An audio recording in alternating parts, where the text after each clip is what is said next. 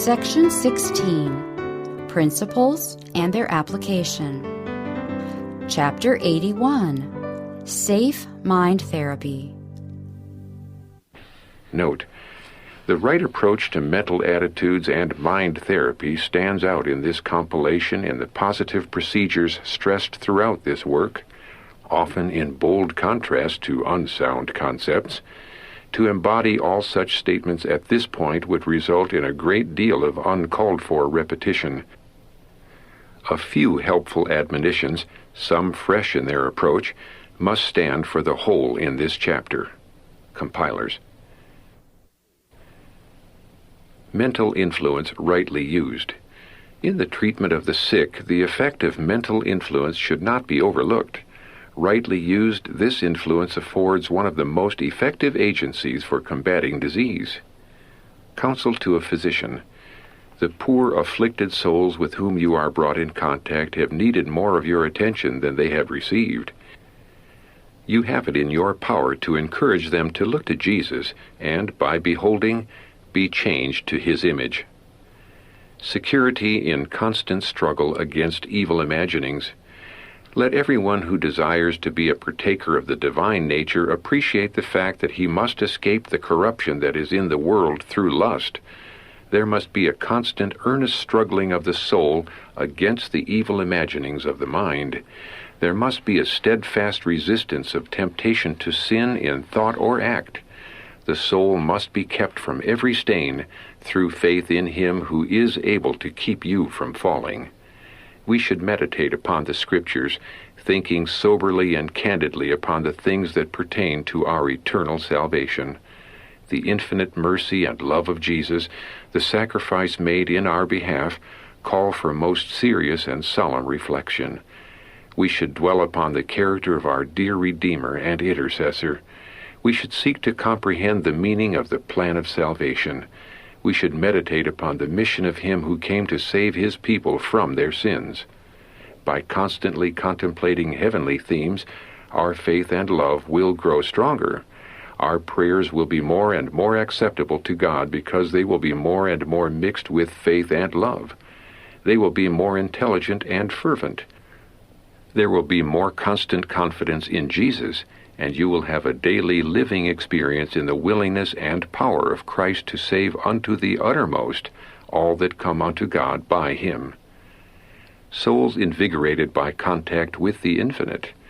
We should contemplate God in nature, study His character in the work of His hands. The mind is strengthened by becoming acquainted with God, by reading His attributes in the things which He has made. As we behold the beauty and grandeur in the works of nature, our affections go out after God, and though our souls are awed and our spirits subdued, our souls are invigorated by coming in contact with the infinite through His marvelous works. Communion with God through humble prayer develops and strengthens the mental and moral faculties, and spiritual powers increase by cultivating thoughts upon spiritual things. Guard the avenues to the soul. The apostles sought to teach the believers how important it is to keep the mind from wandering to forbidden themes or from spending its energies on trifling subjects. Those who would not fall a prey to Satan's devices must guard well the avenues of the soul. They must avoid reading, seeing, or hearing that which will suggest impure thoughts. The mind must not be left to dwell at random upon every subject that the enemy of souls may suggest. The heart must be faithfully sentineled, or evils without will awaken evils within, and the soul will wander in darkness. The effect of personal atmosphere. The influence of every man's thoughts and actions surrounds him like an invisible atmosphere, which is unconsciously breathed in by all who come in contact with him. This atmosphere is frequently charged with poisonous influences, and when these are inhaled, moral degeneracy is the sure result.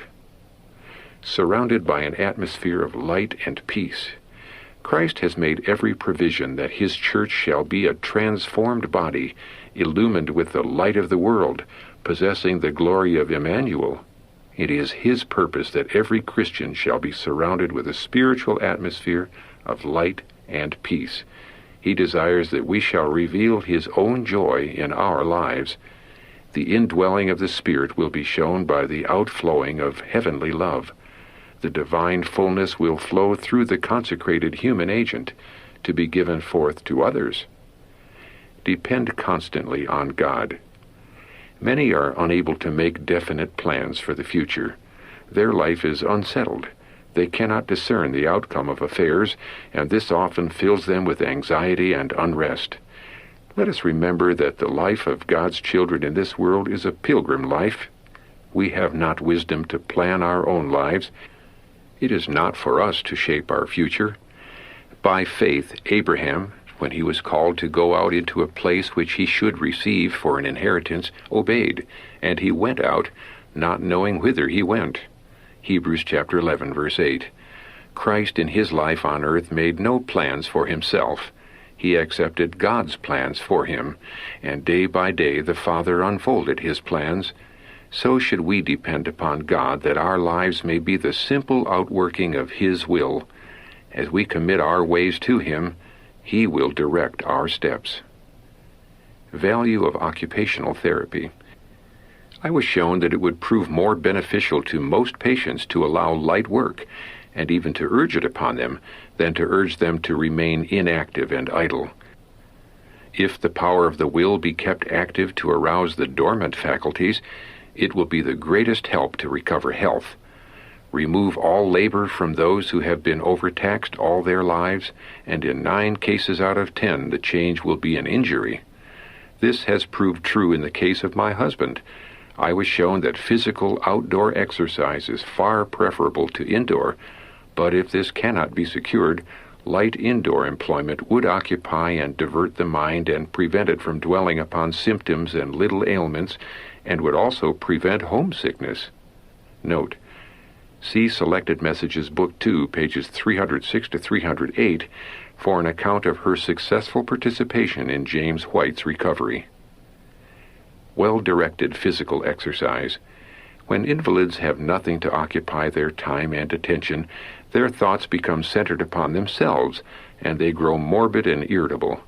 Many times they dwell upon their bad feelings until they think themselves much worse than they really are, and wholly unable to do anything. In all these cases, well-directed physical exercise would prove an effective remedial agent. In some cases, it is indispensable to the recovery of health.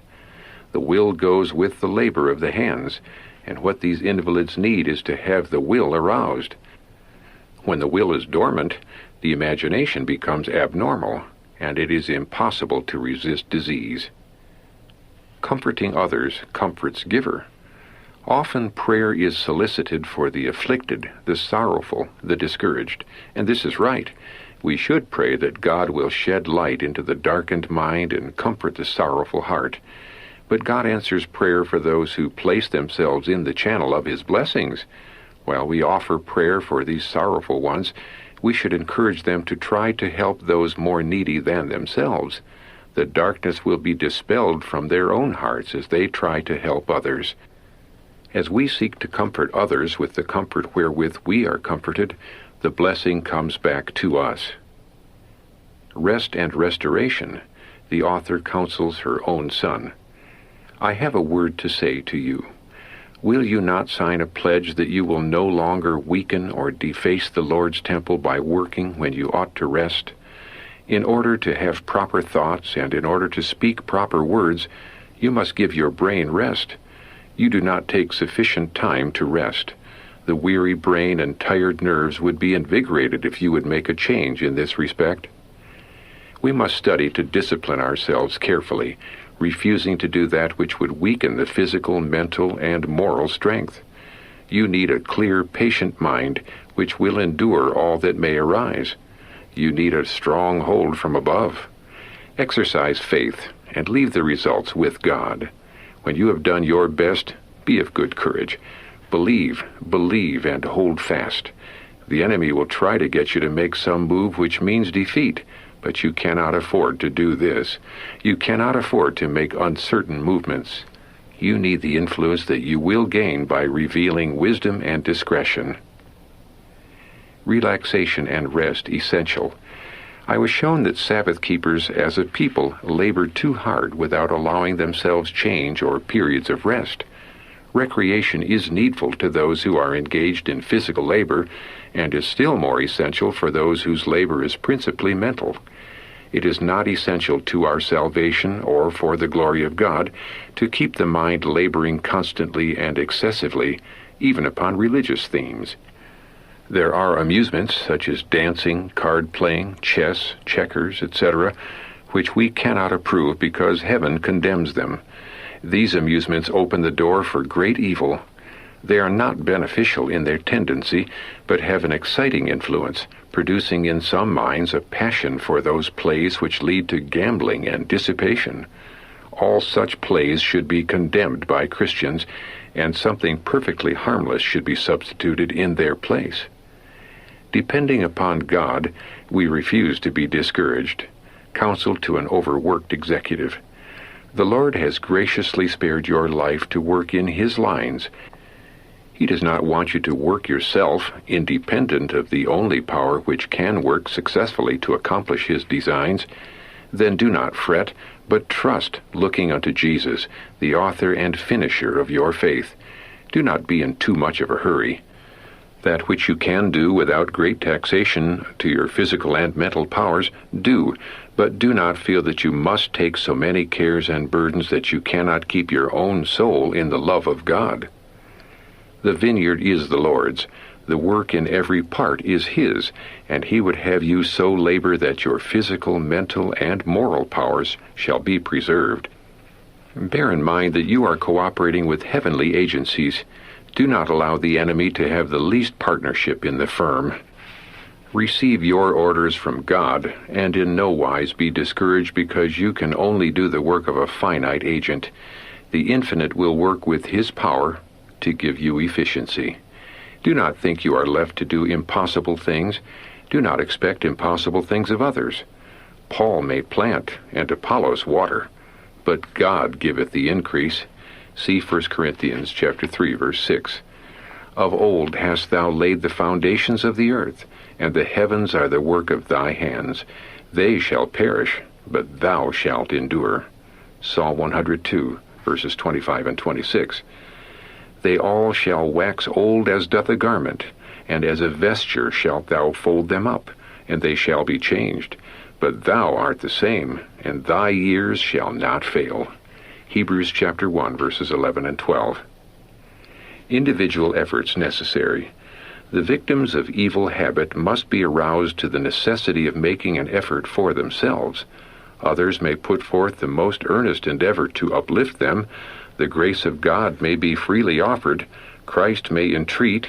His angels may minister. But all will be in vain unless they themselves are roused to fight the battle in their own behalf. Feeling the terrible power of temptation, the drawing of desire that leads to indulgence, many a man cries in despair, "I cannot resist evil." Tell him that he can, that he must resist. He may have been overcome again and again, but it need not be always thus. He is weak in moral power, controlled by the habits of a life of sin. His promises and resolutions are like ropes of sand. The knowledge of his broken promises and forfeited pledges weakens his confidence in his own sincerity and causes him to feel that God cannot accept him or work with his efforts. But he need not despair. Aim is important. Success in any line demands a definite aim. He who would achieve true success in life must keep steadily in view the aim worthy of his endeavor. Such an aim is set before the youth of today.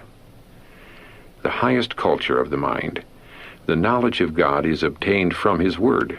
The experimental knowledge of true godliness in daily consecration and service to God ensures the highest culture of mind, soul, and body.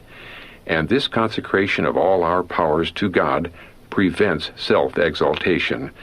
The impartation of divine power honors our sincere striving after wisdom for the conscientious use of our highest faculties to honor God and bless our fellow men. As these faculties are derived from God and not self-created, They should be appreciated as talents from God to be employed in His service. Positive virtues promote health. Courage, hope, faith, sympathy, love promote health and prolong life. A contented mind, a cheerful spirit, is health to the body and strength to the soul. A merry, that is rejoicing heart, doeth good like a medicine. Proverbs chapter 17, verse 22.